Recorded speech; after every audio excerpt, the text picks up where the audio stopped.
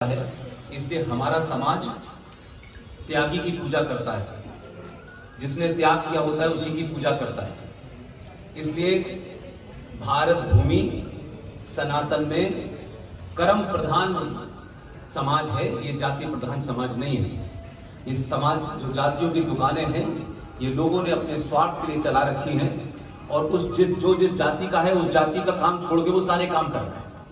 इसलिए मेरा मानना है कि हमारे यहाँ जो कर्म को प्रधान माना गया है उसमें एक ही मिसाल दी जा सकती है कि ब्राह्मण मां की पेट से नहीं पैदा होता, न क्षत्रिय होता, न वैश्य होता, न कायस्थ होता। हमारे समाज में दो बड़े ब्राह्मण नाम हैं।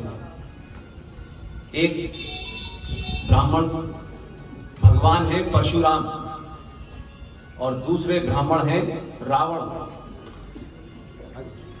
रावण अपने कर्मों के कारण चौराहे पे जलाया जाता है और परशुराम अपने कर्मों के कारण मंदिर में पूजे जाते हैं।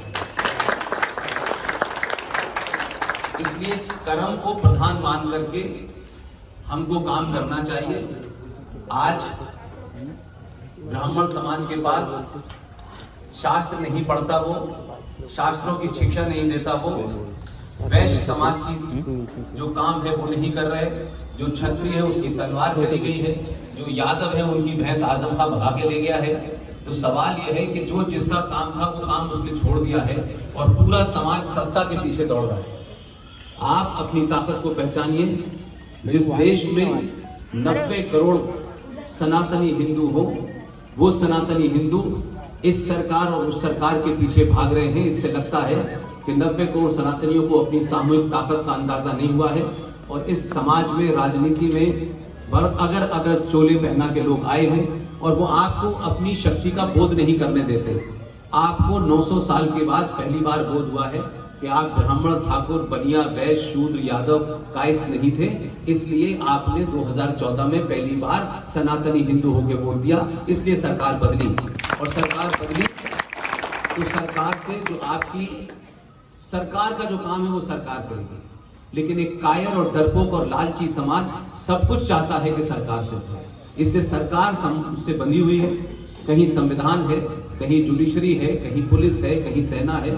ये सब किसी न किसी नियम से बंधे हुए हैं। इसलिए देश और राष्ट्र में जमीन आसमान का फर्क होता है। आपने सरकार देश चलाने के लिए चुनी है, राष्ट्र चलाने के लिए नहीं चुनी है। राष्ट्र परमानेंट होता है, सरकार आनी जानी होती है। इसलिए राष्ट्र अगर कोई चलाता है तो वो शंकराचार्य चलाता है। इसलिए राष्ट्र जो चलता है वो मेरी आस्थाओं से, परंपराओं से, सरोकारों से चलता है। इसलिए राष्ट्र की परंपरा और सरोकारों में एक कमजोर समाज जब लालची होता है तो स्टेट यानी राज यानी देश को चलाने वाले लोग उसमें दखल देना शुरू करते हैं। इसलिए आज आप मंदिरों की मांग जब सरकार से करते हैं तो दुनिया में सबसे ज्यादा कायर कहलाते हैं। आपको अपने मंदिरों की रक्षा खुद करनी चाहिए, आपके मंदिरों का खुद निर्माण करना चाहिए। सरकार दुनिया में मंदिर नहीं बनाती है, क्योंकि हमारा समाज ये चाहता है कि मैं सिर्फ चोरी से, रिश्वत से मकान बनाऊं, गाड़ी खरीदूं और सारा काम सरकार करे। दुनिया में मैंने ऐसा समाज नहीं देखा कि 90 करोड़ होने के बावजूद भी, मेजोरिटी में होने के बावजूद भी आप जीएसटी भरते हैं, आप इनकम टैक्स भरते हैं, तब भी आप बहुमत में होने के बाद, बहुसंख्या में होने के बाद भी आप दुनिया में लाचारी के साथ सरकार से भीख मांगते हैं कि हमें समान नागरिक अधिकार चाहिए। इससे बड़ी कायरता नहीं हो सकती। इसलिए सामूहिक शक्ति का प्रदर्शन कीजिए। अपने बेटियों को वो बताइए जो किसी ने नहीं बताया है। अगर बेटी किसी गलतफहमी में ये समझती है कि तैमूर की अम्मी जो है वो खूबसूरती की पहचान है, तो ये गलतफहमी आपकी है, हमारी माओ की गलती है।